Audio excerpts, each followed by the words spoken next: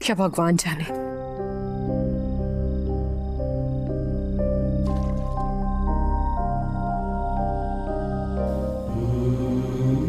थोड़ी ही देर में विष ने अपना असर दिखाना शुरू किया। चंद्रगुप्त को हल्का नशा होने लगा और देखते ही देखते वो एक गहरी नींद में सो गया।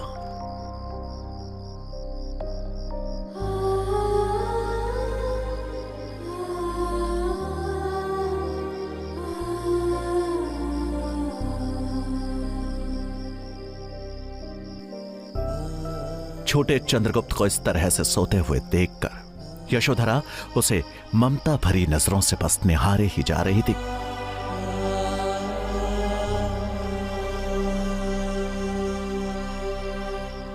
हम कल भोर में ही तक्षशिला के लिए प्रस्थान करेंगे।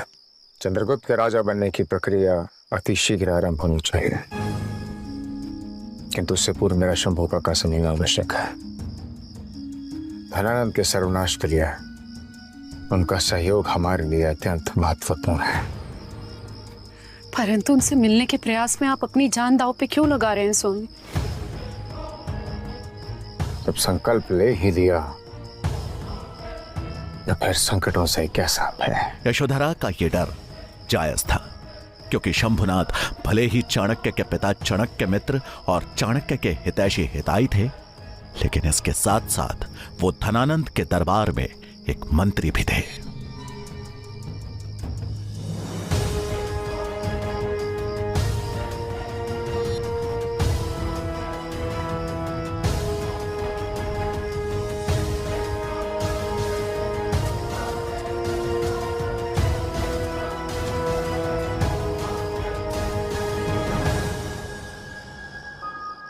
तभी शंभुनाथ अपनी पूजा समाप्त कर मंदिर से नीचे उतरने लगे।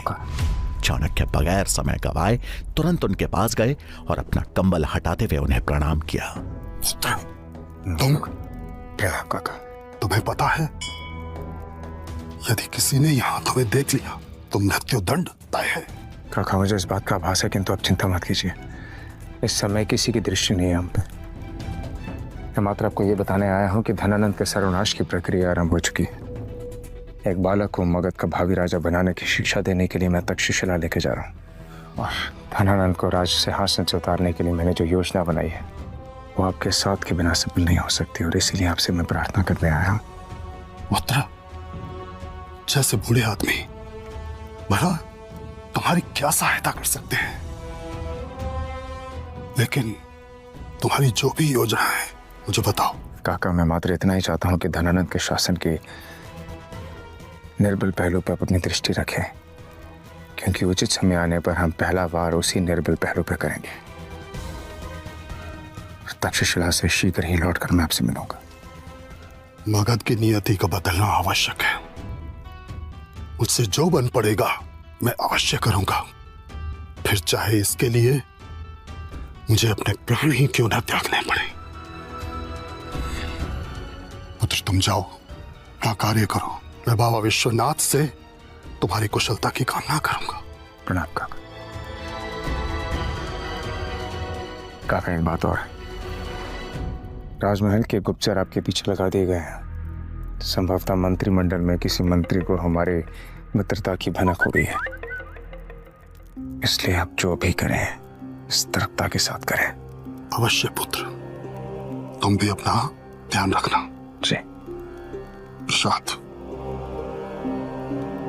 जय बाबा विश्वनाथ। शंभुनाथ से मिल चाणक्य घर पहुंचे। उन्हें सकुशल लौटा देख यशोधरा की चिंता दूर हो गई।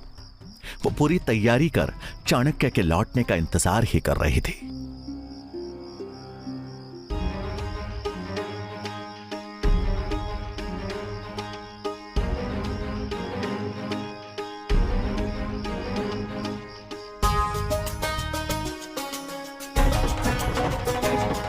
सूरज की पहली किरण निकलने तक चाणक्य और चंद्रगुप्त मगध की सीमा से बाहर निकल चुके थे।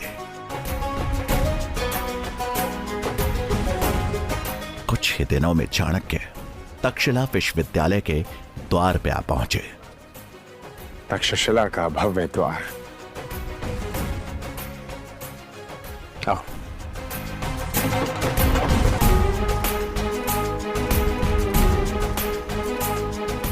चंद्रगुप्त, तुम यहाँ प्रतीक्षा करो, मैं तुम्हारे प्रवेश की अनुमति लेकर आता। जी आचार्य। तक्षशिला का विश्वविद्यालय प्रांगण देख चंद्रगुप्त के चेहरे पे उत्साह था। सैकड़ों विद्यार्थियों को अलग अलग विद्याओं का अभ्यास करते देख उसकी आंखों में चमक आ गई। चाणक्य चंद्रगुप्त को एक जगह प्रतीक्षा करने की बात को कहकर आचार्य कक्ष की तरफ चल दिए, जहां विश्वविद्यालय के कुलपति और बाकी शिक्षक गण भी मौजूद थे। कुलपति महोदय, शिक्षकगण, प्रणाम। मैं अपने साथ यहां पर एक बालक को लेकर आया हूं जिसका नाम है चंद्रगुप्त। उसकी क्षमता का प्रशिक्षण करने के पश्चात ही मैं उसे अपने समक्ष लेकर आया। आपसे आग्रह है कि शिक्षा प्राप्ति हेतु आप उसे इस गुरुकुल में प्रवेश की अनुमति दीजिए। कुलपति महोदय, मैं आचार्य चाणक्य को याद दिलाना चाहता हूं कि यहां छात्रों के प्रवेश के लिए एक निश्चित परंपरा है। उसकी गरिमा का हमें पालन करना होगा। आचार्य चाणक्य, आप हमें बस ये बताएं कि जिस बालक को आप यहां लेकर आए हैं, क्या वो किसी राजकुल से है? आचार्य, वो क्षत्रिय अवश्य है, किंतु किसी राजकुल का नहीं। ये सुन के वहां बैठे सभी शिक्षकगण हैरान रह गए। फिर उसे प्रवेश कैसे मिल सकता है आचार्य? उसके गुणों के आधार पर। बात ये नहीं है आचार्य। बात यही है आचार्य, इस महान विश्वविद्यालय की, इस प्रतिष्ठित गुरुकुल की गरिमा यहाँ का ज्ञान है। ज्ञान ही तक्षशिला की पहचान है। वो ज्ञान जो हम सभी छात्रों को समान रूप से देते हैं। तो ज्ञान प्राप्ति का अवसर भी तो सभी छात्रों को समान रूप से मिलना चाहिए, ऐसा मेरा मानना है। किंतु उसके पश्चात भी जो कुलपति महोदय का निर्णय होगा, उसे ही अंतिम निर्णय माना जाएगा। आचार्य गजानन, आचार्य चाणक्य की बातें कुछ हद तक उचित तो है,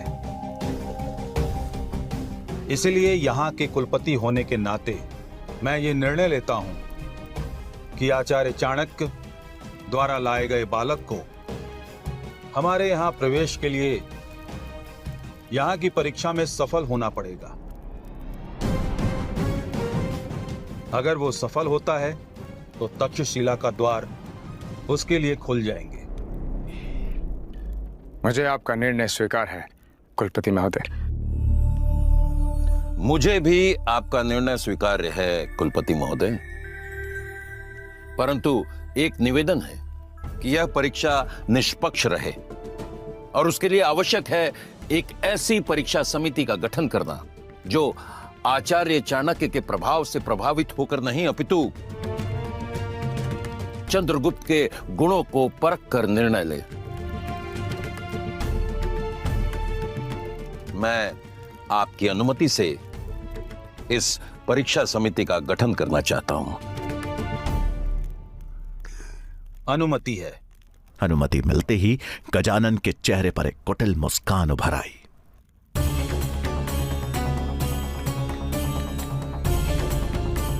अब देखता हूं कैसे मिलेगा चाणक्य के शिष्य चंद्रगुप्त को यहां प्रवेश। आचार्य गजानन की साजिशों को कैसे नाकाम करेंगे चाणक्य? तक्षशिला विश्वविद्यालय में चंद्रगुप्त को प्रवेश मिल पाएगा या नहीं? जानने के लिए सुनिए आचार्य चाणक्य की महान जीवन गाथा चाणक्य, सिर्फ पॉकेट एफएम पर।